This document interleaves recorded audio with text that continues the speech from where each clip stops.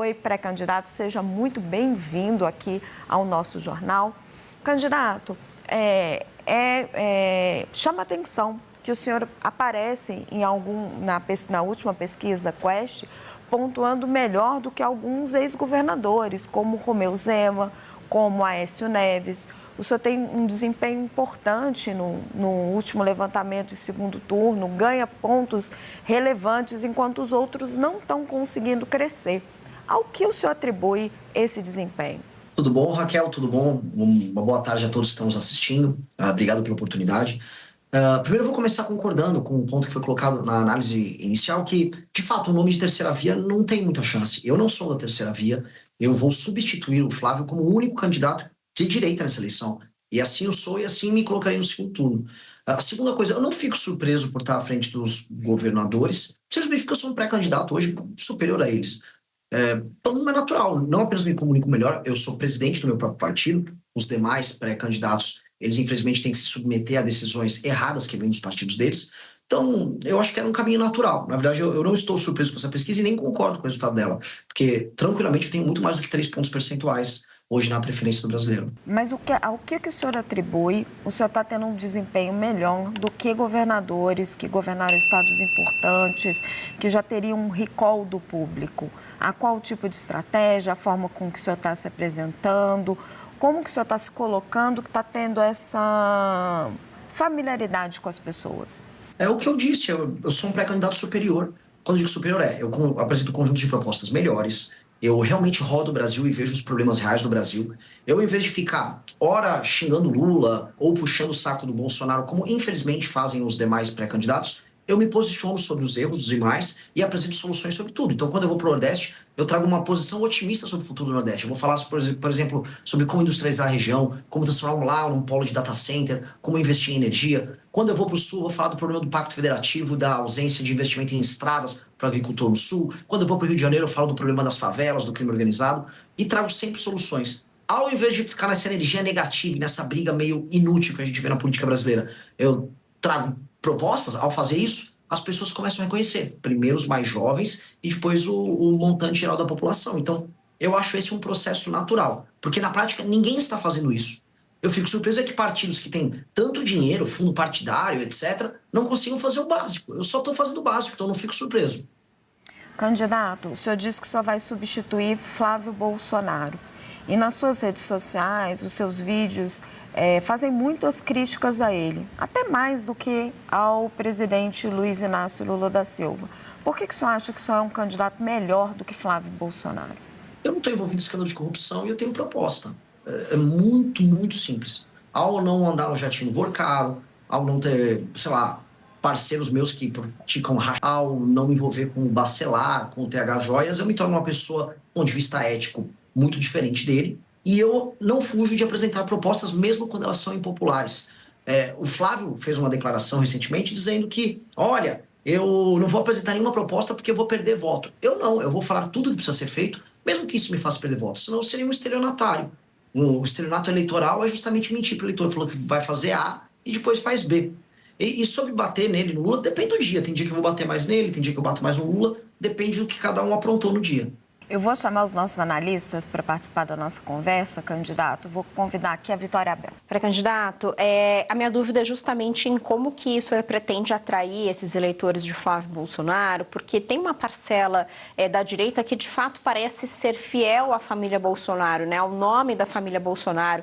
Aquele em torno de 20% a 30% do eleitor que parece que não desiste de votar na família, independentemente de denúncias que aparecem ou não. Como que o senhor pretende conquistar essa parcela do eleitorado, já que o senhor já se vê num segundo turno? No segundo turno ou no primeiro? Só para qualificar a pergunta. Não, porque o senhor disse que vai substituir Flávio Bolsonaro como candidato da direita, então eu imagino que o senhor se veja no segundo turno. Sim, então no segundo turno, muito simples. Esse eleitor, ele vota contra o PT. Antes de votarem na família Bolsonaro, esse eleitor votava até em candidatos do PSDB no segundo turno, porque o foco era derrotar o petismo, que eles enxergam como inimigo no seu sistema de valores. Eu já derrotei o petismo, por exemplo, durante o impeachment da Dilma Rousseff. E aí basta eu mostrar para essas pessoas que eu sou melhor no enfrentamento ao PT, que eu sou mais vencedor nesse enfrentamento ao PT do que, por exemplo, Flávio Bolsonaro. E aí é uma questão de convencimento deles no segundo turno. No primeiro turno, se essas pessoas que são muito leais à família Bolsonaro quiserem votar no Flávio, elas votam. A questão é que elas sozinhas não são suficientes para colocá-lo no segundo turno. Tanto que o próprio Flávio Bolsonaro mudou a estratégia dele para tentar acenar para outros eleitores e ele não está conseguindo convencê-los. Candidato, queria convidar o Yander Porcela. Eu tenho mais perguntas, mas queria convidar primeiro o Yander Porcela para fazer uma pergunta. Yander. Candidato, boa tarde. Eu queria saber um pouco mais sobre o que o senhor pensa de economia. Caso seja eleito presidente, o senhor defende uma agenda mais liberal? Defende, por exemplo, privatizações, privatização da Petrobras, dos Correios, das estatais em geral? Como que o senhor está fazendo esse programa em relação à economia? Primeira coisa, o Brasil tem um grave problema fiscal. A pessoa que está me ouvindo em casa tem que entender. Hoje os juros estão altíssimos, muito, muito altos. E os impostos estão altos. E se a gente olha a inflação, ela voltou a subir. Isso gera basicamente um empobrecimento geral da população. Isso dá porque o governo está gastando mal, está gastando demais, e a tendência é que as contas públicas estourem. Portanto, eu vou ter que fazer o que todo brasileiro está fazendo em casa agora. Eu vou ter que cortar despesa. E eu vou cortar despesas começando pelos privilégios, começando pela elite brasileira, especialmente empresários que pegam renúncia fiscal, mexendo com gente do judiciário e depois indo para gastos estúpidos que acontecem nas áreas previdenciárias, por exemplo, privilégio na área da previdência e correções para fazer com que o Brasil, na parte de gastos e políticas sociais, funcione como os países sérios. Aí eu economizo e economizando os juros cai, o Brasil pode, daqui 1, 2 anos, começar a cortar impostos, diminuir as alíquotas de impostos, e também a inflação diminui. Isso tem um efeito muito positivo na economia. Segunda coisa, privatizações. Depende da empresa pública. Correio tem que privatizar. Petrobras, hoje com o mundo em crise, com recursos naturais sendo utilizados como barganha, eu não entregaria uma empresa estatal brasileira para uma estatal chinesa, como a PetroChina, ou para a Aramco, que é a estatal da Arábia Saudita, que são as empresas hoje que estão aí no mercado olhando para a compra de estatais de petróleo de outras nações. Não farei, tenho que usar isso como uma reserva estratégica. Agora, para outras empresas públicas que não têm, vamos dizer, função de serem estatais, eu vou vender mesmo, vou privatizar. A Petrobras seria a única empresa, então, que o senhor não privatizaria? A Embrapa, por exemplo, eu não privatizaria. Candidato, o senhor já disse que é um admirador de Javier Milei. Por quê? Porque o Javier Milei, ele foi muito sincero no processo eleitoral argentino em falar que eles precisariam fazer reformas muito duras e que as supostas políticas sociais que encheram o Estado argentino de gastos não funcionavam e que quebraram a Argentina. E ao falar isso, ao invés de ficar contratando um marqueteiro para enganar o eleitor com palavra bonitinha, ele cativou os eleitores para uma causa. Portanto, ele, enquanto presidente, está representando uma causa, que ele chama de enfrentamento à casta dos políticos e aos gastos exagerados. E ele começou a apresentar seus primeiros resultados, como queda de inflação, redução do déficit na Argentina, que é absurdo, e começar a apontar a boas expectativas em termos de crescimento econômico lá. Então eu admiro esse tipo de coragem que ele teve. Acho uma coragem realmente admirável e eu gostaria que os pré-candidatos do Brasil adotassem essa postura de falar a verdade, doa quem doer. O senhor tem ideias econômicas muito consistentes, candidato, mas, por exemplo, o seu projeto como que o senhor financiaria ele? Duas maneiras. A partir do momento que a gente reduz as despesas do governo, o governo pode montar um programa de investimento em infraestrutura que inclua esse processo de favelização. O segundo é um modelo de leilão reverso, igual já existem em outros setores da economia brasileira, chamando a iniciativa privada para participar disso. E como? Selecionando as áreas que participariam do Programa Nacional de Desfavelização, primeiro, retirando de lá o crime organizado, e ali você montar verticalização onde é necessário verticalizar, recuperação das habitações pré-existentes se tem como recuperar, criação de áreas comuns, como praças e áreas comerciais e treinamento, inclusive, para as pessoas trabalharem nessas áreas comerciais próximas, tudo financiado em parceria com a iniciativa privada, de modo a criar bairros funcionais. Com base nisso e aumentando a capacidade de investimento do Estado brasileiro, a gente consegue mudar essa principal chaga do Brasil. Todo mundo sabe que viver em favela é muito ruim para as pessoas que moram lá. E só, sei lá, artista e intelectual acha bonito. Então, nós vamos enfrentar esse problema e, do ponto de vista econômico, isso vai se tornar uma solução e não um problema. Eu não estou falando em torrar dinheiro num programa que para muita gente é inútil porque tem gente que acha bonito favela. Eu estou falando em algo que vai integrar as pessoas e aumentar a produtividade daquelas pessoas das favelas, porque ao serem tratadas com dignidade, terem um bairro bom para morar, elas vão trabalhar melhor, produzir mais, estudar, porque no fundo elas estão sendo respeitadas como cidadãos. Vitória. Essa última parte, pré-candidato, que o senhor falou de retirar, por exemplo, o crime das favelas, a gente sabe que é um problema bastante difícil de se resolver. Muitos diferentes governos, tanto nacional quanto governos estaduais, não conseguiram fazer isso. Como que o senhor pretende fazer isso? E só mais uma pontuação em relação aos gastos, né? Porque o senhor fala de diminuir gastos do governo, mas a gente sabe que boa parte dos gastos hoje são despesas obrigatórias, estão completamente amarradas na máquina pública e até mesmo vinculadas à Constituição. Como que o senhor pretende também fazer isso? Contar com o Congresso também para modificar a Constituição? Com certeza. E começa por aí mesmo. Inclusive, para eu já citar um exemplo do Milei na Argentina, para não parecer que eu estou enrolando alguém com isso, nós já protocolamos a PEC, que é uma PEC de ajuste fiscal, protocolada pelo deputado Kim Kataguiri, está no Congresso Nacional na fase de coleta de assinaturas, e lá nós temos todas essas alterações na Constituição para acabar com certas vinculações e indexações que fazem com que o orçamento estoure. E eu tenho como obrigação convencer o Congresso Nacional a votar isso ainda este ano. Ou seja, venci a eleição em outubro, e em novembro e dezembro eu tenho que trabalhar com o Congresso para fazer essa transição. Sobre o processo de desfavelização e enfrentamento ao crime organizado, veja, nunca de fato o governo brasileiro tentou. Desde a redemocratização, desde 88, não há um trabalho coordenado para destruir o crime organizado no Brasil. A gente teve alguns trabalhos dos governadores. Houve o projeto, por exemplo, das UPPs no Rio de Janeiro. Mas as UPPs, do que adiantava você fazer, por exemplo, a ocupação militar da favela, se a continuidade do crime se dava através das legislações brasileiras, tanto de processo penal, lei de execução penal e de código penal, que são frouxas e brandas no combate ao crime. As penas brasileiras são baixas em geral. Também não há um estatuto, né, do ponto de vista jurídico, especial para o membro da facção criminosa. Logo, ser membro de uma facção não torna, por exemplo, um bandido diferente ou muito diferente de um bandido comum. E aí isso gera um incentivo para o funcionamento do crime organizado. Por isso que as UPPs no Rio de Janeiro não funcionaram. Não dá para fazer ação isolada, vai ter que ser uma ação integrada com o governo federal, quase entendida como uma guerra contra o crime, nesse meu ponto, entendida como uma guerra contra o crime, para acabar com os caras de cabo a rabo. E tem que ser isso, de cabo a rabo. Tem que ser pela primeira vez, desde que o Brasil tem a Constituição recente, de 88, um compromisso do governo federal em erradicar o crime organizado. Candidato, como acabar com a corrupção? Igual acaba com o vagabundo, o criminoso, aumento de penas e fiscalização. O que breca o cometimento de crime sempre é, a certeza da punição e 2, o peso da punição. Se um bandido sabe que ele será punido e que a punição é pesada, ele vai deixar de cometer o crime. Aqui no Brasil, tanto para o crime armado, crime, vamos dizer, violento, quanto para o crime do colarinho branco, essas duas coisas são quase incentivadas. Mas ela está enraizada dentro do Congresso brasileiro. Como que o senhor conseguiria fazer isso tendo que lidar com esse Congresso? Passo a passo e com apoio popular, e entendendo que nem todo o Congresso é composto de vagabundos. Por mais que hoje, e assistindo, vamos dizer, as pautas bombas que passam, a gente perca completamente a fé no Congresso Nacional. Eu entendo que, vencendo a eleição, eu estabelecerei, no processo eleitoral, o espírito do tempo no momento das eleições. Ou seja, o Congresso Nacional, em alguma medida, será influenciado pela agenda que o presidente da República levou à frente. Foi assim quando o Bolsonaro, por exemplo, venceu em 18, havia um espírito do tempo ao redor dele. Isso vai ajudar a pautar algumas pautas que são prioritárias. Dentre elas, por exemplo, o retorno à prisão na segunda instância,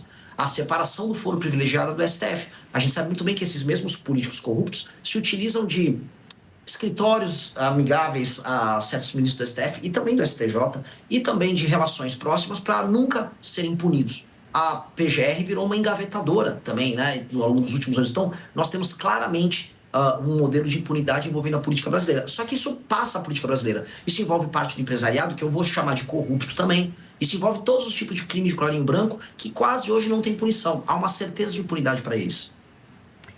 Pré-candidato, o senhor tem falado um pouco sobre o problema do crime organizado, que está muito em evidência. Agora, eu queria saber como que o senhor pensa que seria mais eficaz esse combate ao crime organizado, se o senhor concorda com essa classificação dos Estados Unidos em relação ao PCC e o Comando Vermelho como organizações terroristas. E também o senhor tem falado um pouco sobre como resolver o problema do Rio de Janeiro, especificamente. Eu queria que o senhor comentasse um pouco sobre esses pontos. O enfrentamento ao crime organizado no Brasil, ele sempre foi feito de maneira fracionada. Nunca houve uma estratégia de enfrentamento. Pro espectador que está nos assistindo, existem 2 modelos de facção criminosa no Brasil. Um modelo eu chamo de modelo horizontal. Por que horizontal? Porque você olha no mapa e eles estão lá. É a ocupação territorial que, por exemplo, o Comando Vermelho faz, o bonde dos malucos, são os nomes horrorosos. faz em certas regiões na Bahia.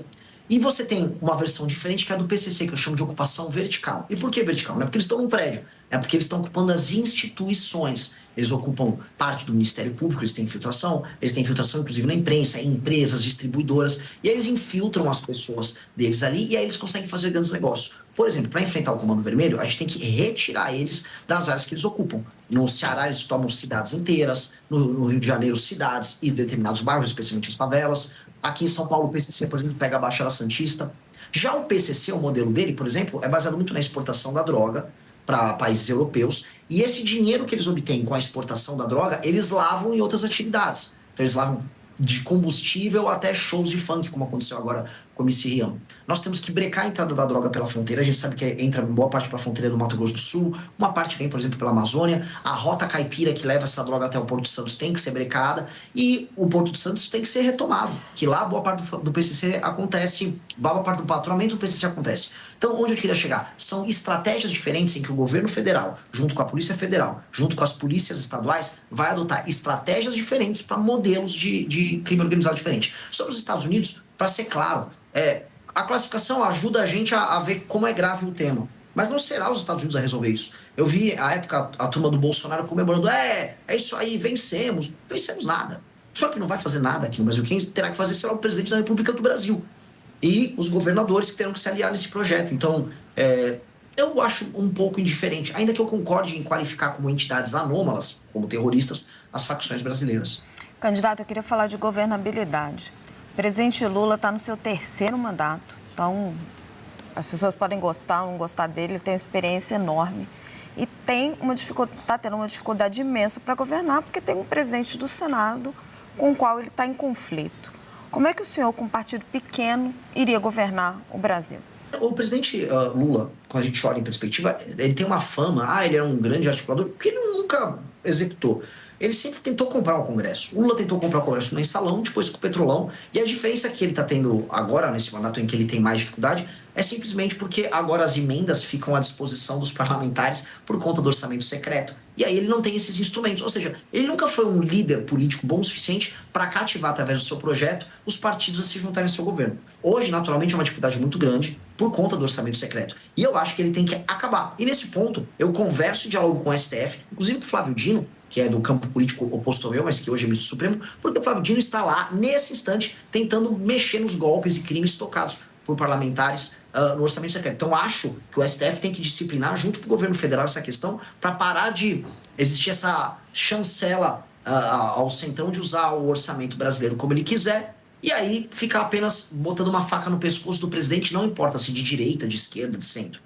Essa é a primeira coisa, nós temos que disciplinar essa questão do orçamento. Segundo, eu vou fazer composição. O que eu não vou fazer é toma lá da cá. E eu vou compartilhar o lucro político das vitórias nossas. Ou seja, se os governadores participarem e com as bancadas estaduais participarem da minha vitória na desfavelização e no combate ao crime, eu entrego a vitória política de mostrar essa conquista para todo mundo. Não tem problema nenhum. O que eu não vou entregar é vitória econômica, vitória financeira, entregar ministério de porteira fechada para as outras pessoas fazerem negócios, como acontece com uma tradição em Brasília. Entendam, você mesmo citou, se eu fui eleito de um partido que foi criado há 6, 7 meses atrás e venci as eleições, significa que o que eu digo é tão importante que o brasileiro falou, coloquem ele lá para mudar essa relação. E eu vou chegar lá para estabelecer uma nova relação. E eles vão ter que se ajustar a essa nova relação. Até porque o Brasil está quebrando. Até porque o modelo de roubalheira com emendas, que boa parte desse Congresso faz, e a gente sabe que essa é a base daquilo que a gente chama de política lá em Brasília, ele já ficou impossível, inviável. O Brasil está indo para uma crise fiscal que em 2007, 2028, ele quebra. E aí, eles são o carrapato no boi. O carrapato está matando o boi. E o carrapato no Brasil até tem uma consciência. Às vezes ele acorda e ajuda em umas reformas. Aconteceu isso na reforma da Previdência, nas reformas do governo Temer, aconteceu no governo de Itamar. Então, assim, chegou o momento da gente botar a consciência no carrapato e depois disciplinar o carrapato para ele parar de sugar tanto o sangue do boi, que infelizmente é o Brasil. Candidato, para a gente fechar, o senhor está aparecendo como o outsider dessa campanha, né? A surpresa da campanha. Alguns comparam o senhor a Pablo Marçal, que foi a surpresa da campanha à Prefeitura de São Paulo. O senhor aceita essa comparação ou repudia? Raquel, gosto tanto do seu trabalho, nunca te fiz nada, me comparar com esse cara. É uma pergunta legítima.